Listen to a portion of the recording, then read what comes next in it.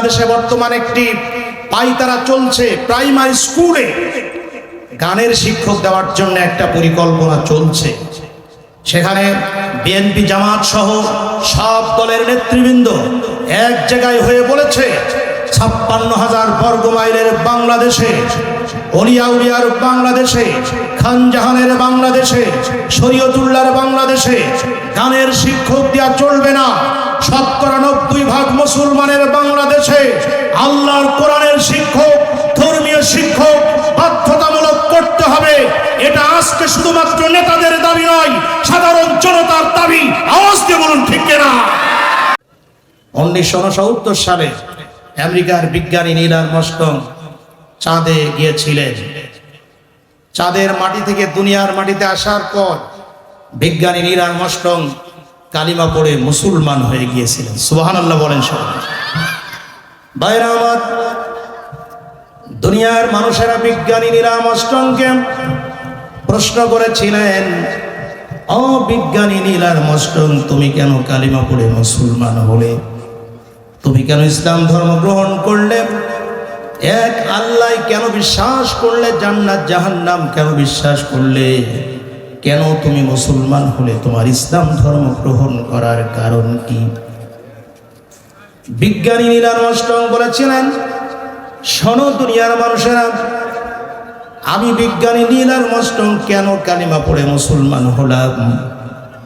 আমার মুসলমান হওয়ার কারণ হলো মহাগ্রন্থ আল কোরআন সূরাতুল কমরের ১ম নম্বর আয়াতে আমি পড়েছিলাম অংশাক্কল কমার, যার বাংলা অর্থ হলো ১৫০০ বছর পরেও ১৫০০ বছর পূর্বে আল্লাহ পাক কোরআনে কোট করে বলে দিয়েছেন, চাঁদ দ্বিখণ্ডিত হয়ে গেছে, চাঁদ বিদীর্ণ হয়ে গেছে।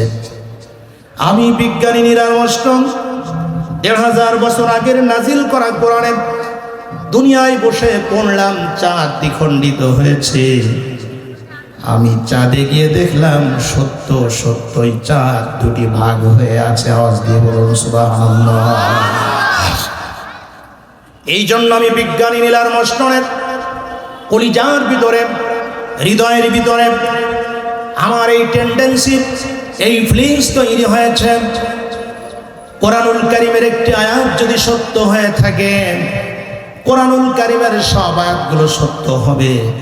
এই জন্য কোরআনের প্রতি আকৃষ্ট হয়ে আমি আর দেরি না করে কোরআন যে সত্য কিতাব এটা অনুধাবন করে আমি কালিমা পড়ে মুসলমান হয়েছি। আওয়াজ দিয়ে বলুন সুবহানাল্লাহ। প্রিয় ভাইরা আমার, ইহুদি খ্রিস্টান অমুসলিমরা কোরআনের প্রতি আকৃষ্ট হয়ে কালিমা পড়ে মুসলমান হচ্ছে, অথচ আমার এই পৃথিবীতে অনেকে আছে কোরআন থেকে দূরে সরে যাচ্ছে, কোরআনের শিক্ষা থেকে দূরে সরে যাচ্ছে। অথচ রাসূল সাল্লাল্লাহু আলাইহি ওয়াসাল্লাম বললেন, খায়রুকুম মান তাআল্লামাল কুরআন ওয়া আল্লামা, তোমাদের মধ্যে সব থেকে দামি তারা যারা কোরআন পড়ে এবং অন্যকে পড়ায়। কোরআনের শিক্ষক, কোরআনের ছাত্র আল্লাহর কাছে সব থেকে দামি। সুবহানাল্লাহ বলেন সবাই। কোরআন পড়লে প্রত্যেকটি অক্ষরে 10টা করে নেকি হয়। আলিফ লাম মিম যখন কেউ তেলাওয়াত করে সাথে সাথে 30টি নেকি তার আমলনামায় লেখা হয়েছে।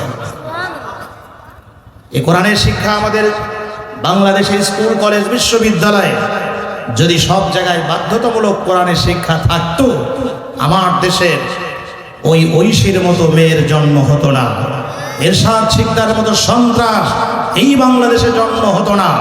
আওয়াজ দিয়ে জোরে বলুন ঠিক কিনা। এই কোরআনের শিক্ষা আমরা বাধ্যতামূলক চাই স্কুল, কলেজ, বিশ্ববিদ্যালয়। গতকাল দেখেছেন আজকের পত্রিকা এসেছে, খুব ভালো লেগেছে।